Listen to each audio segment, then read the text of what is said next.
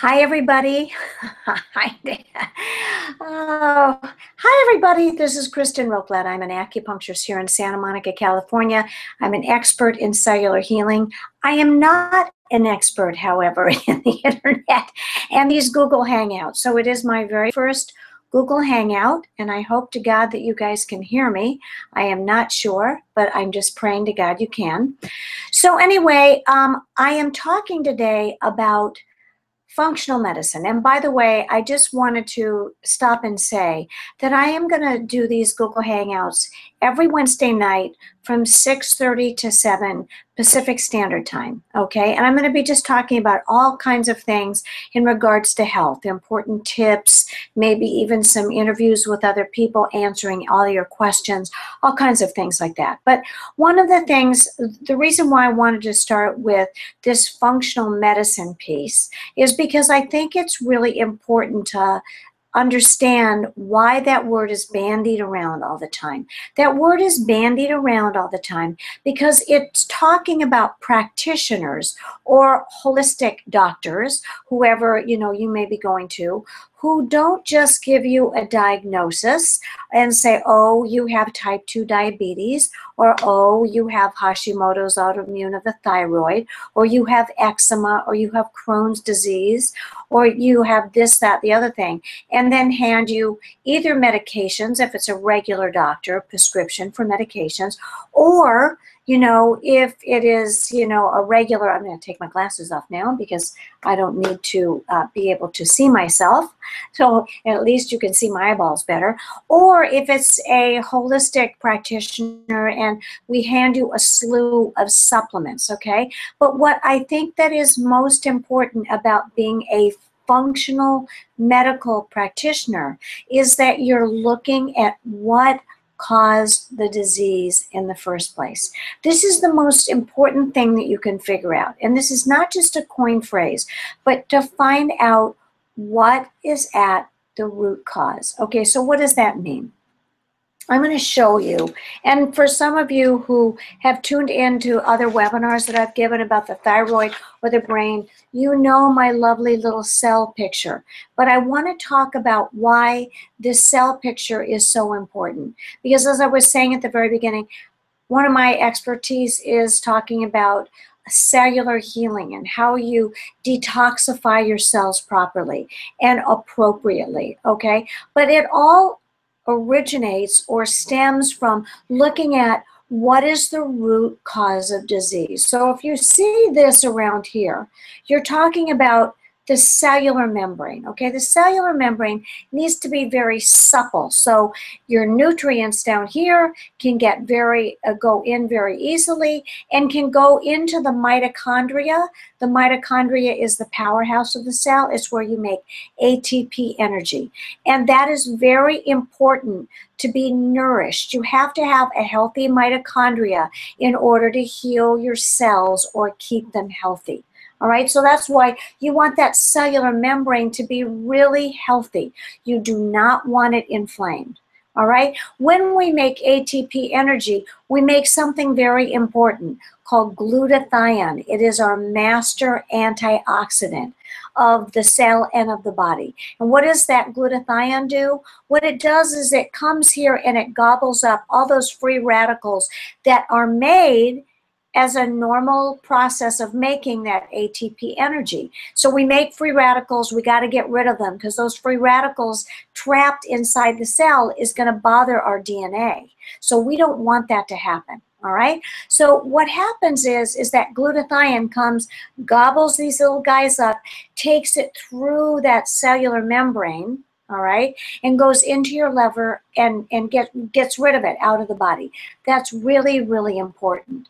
But what happens when you have cellular inflammation, and where in the heck does that cellular inflammation come from in the first place? So first of all, I want to remind you that you have these hormone receptors on the outside of your cell, and one takes in insulin.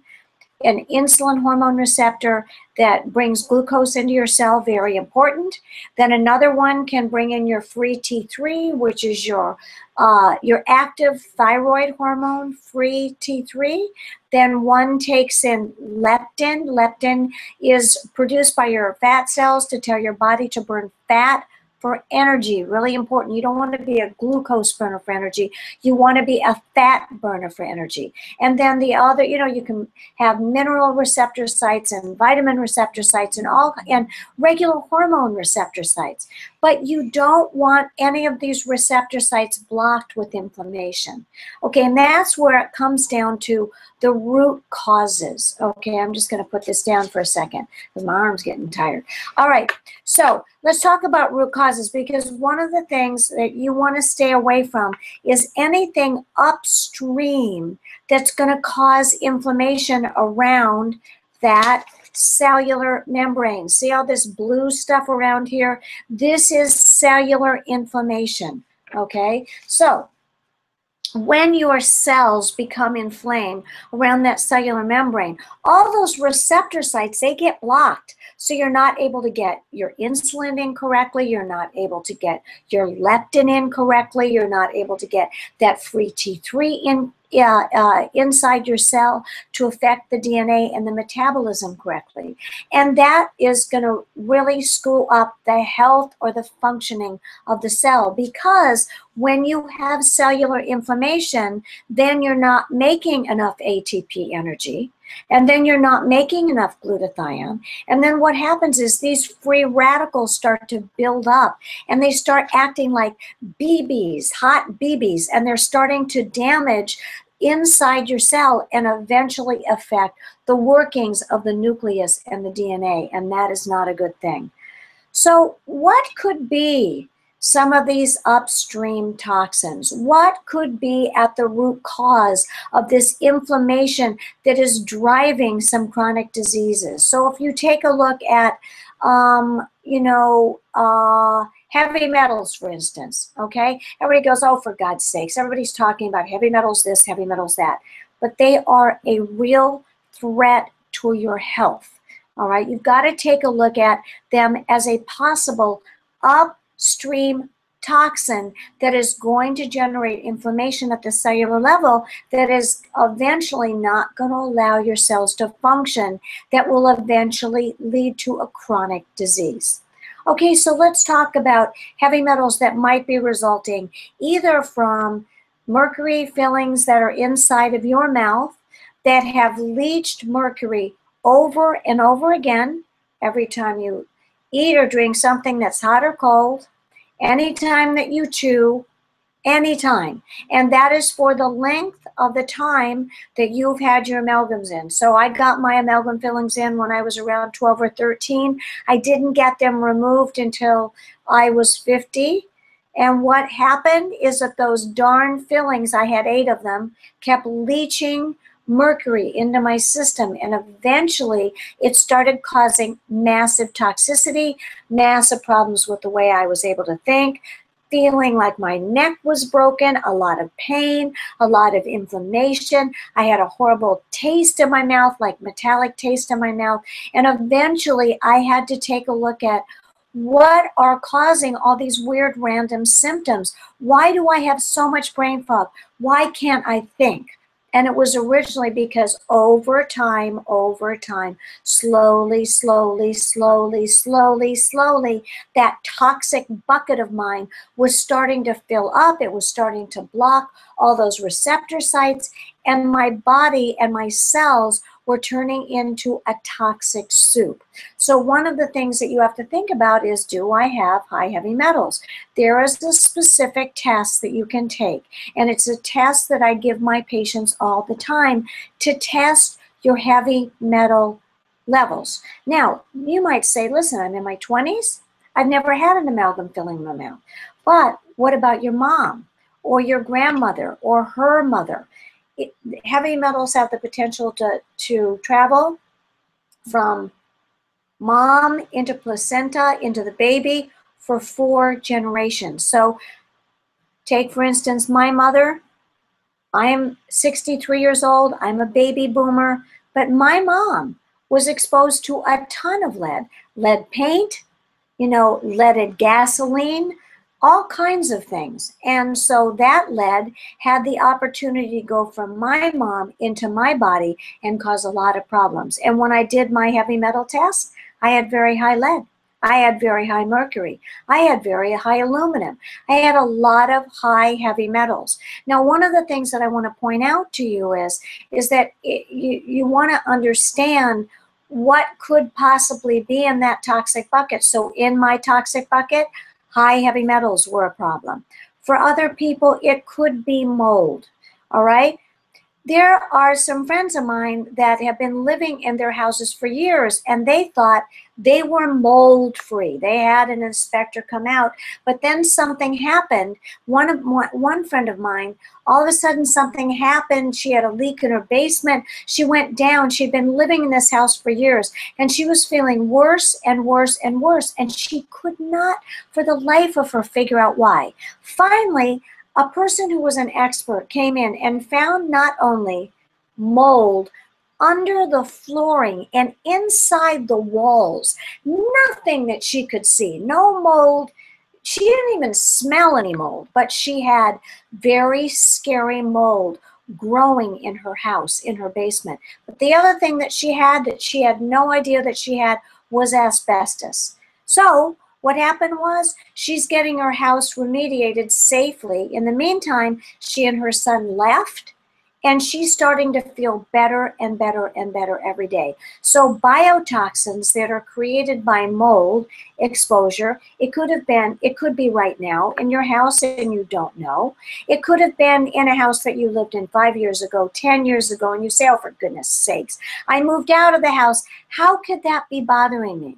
But see, for some people, about 24% of the population, they don't have the ability to make antigens against mold. So those mold spores create biotoxins, and those biotoxins get trapped in the biocomplex in your gut, and they keep recirculating and recirculating and recirculating and causing inflammation around the cellular membrane. And that is why you are sick, possibly because you had a mold exposure. Now you're having one now. You had one in the past. You don't know. All right. So these are two very present and very important kinds of things. I had a patient come into my office, and she had been exposed to carbon monoxide poisoning in her house for 10 years. Slow leak. Her carbon monoxide alarm thing wasn't going off, and she kept getting sicker and sicker and sicker. Started having horrible problems with her thyroid, and she was so frozen, she couldn't exist. She had to be under 3 electric blankets. Why? Because she was being exposed to carbon monoxide. Once she was able to figure that out, somebody came and replaced her carbon monoxide alarm, and all of a sudden it started going off. She's like, what the heck? She had an expert come over and say, oh my gosh, this has been leaking for a really long time, and it was making her sicker and sicker and sicker. Other things you could be exposed to, there could be some additives in food. You could be exposed to GMO foods. You could be eating corn chips at that local Mexican restaurant. You could be eating, all kinds of GMO foods, genetically modified organisms. These things can wreak havoc with your gut. And you might not even think about it. Oh my gosh, I'm not eating all organic.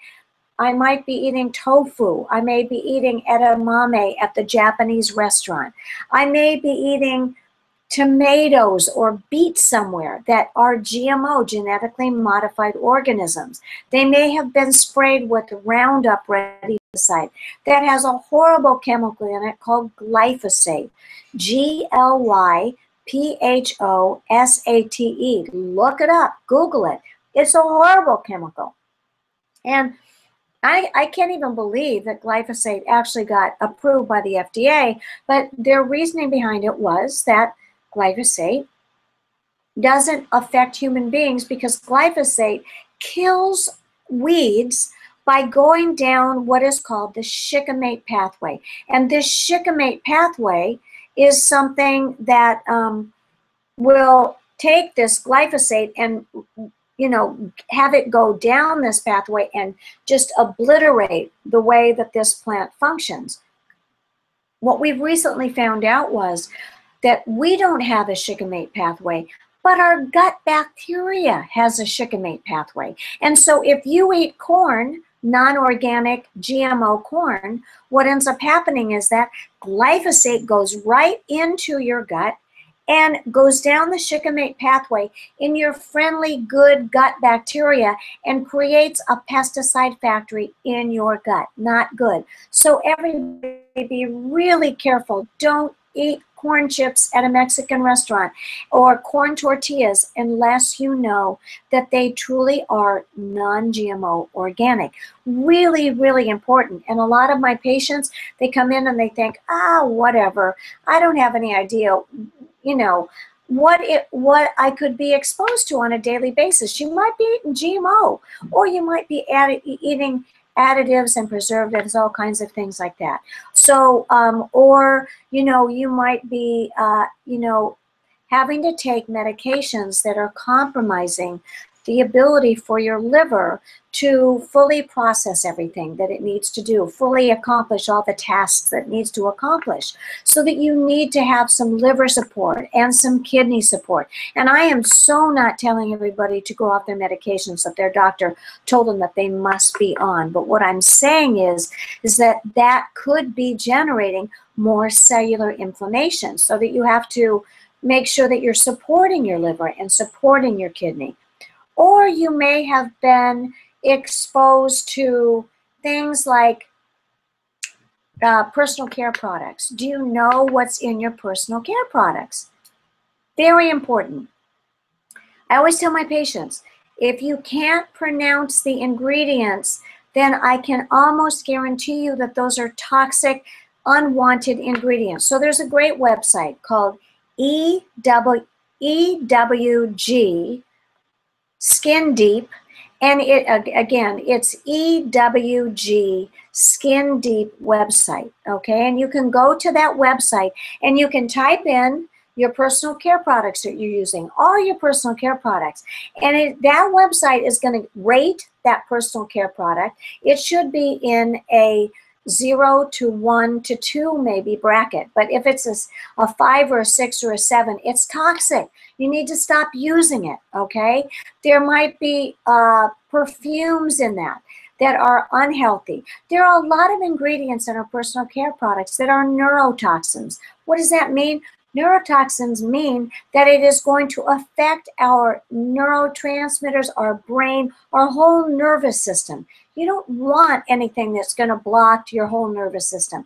You don't want anything that's going to be creating more inflammation, you know, in your brain, in, you know, all the cells, all the way down your nervous system. So you have to be very careful about your personal care products. You have to be careful about colors. You don't want to do anything that's non-toxic. Go to your health food store. Get good personal care products. Do not use those nasty, nasty scents. If it's making your nose, you know, burn, it's bad for you. If it makes you sneeze, it's bad for you. If it's giving you rashes, obviously it's bad for you. But man, you don't want anything unnatural. You know, if it has essential oils, make sure that they're natural essential oils, all right? Really important. Now, let's talk about your cleaning products. I beg you, do not be using all those chemical laundry detergents and detergents. Stop using Ajax and all this stuff with heavy-duty chlorine in it, okay? It's really important. Get the good stuff. Go to the health food store. Get the non-toxic, safe for your environment, you know, cleaning products. And I know this is a pain in the tush. I know that means that you're going to have to throw out the junk that you have. You're going to have to change your mascara, change your lipstick, change your foundation, change your deodorant and your lotion, and change your laundry detergent. But guys, you don't want to have those things as in a list of upstream toxins.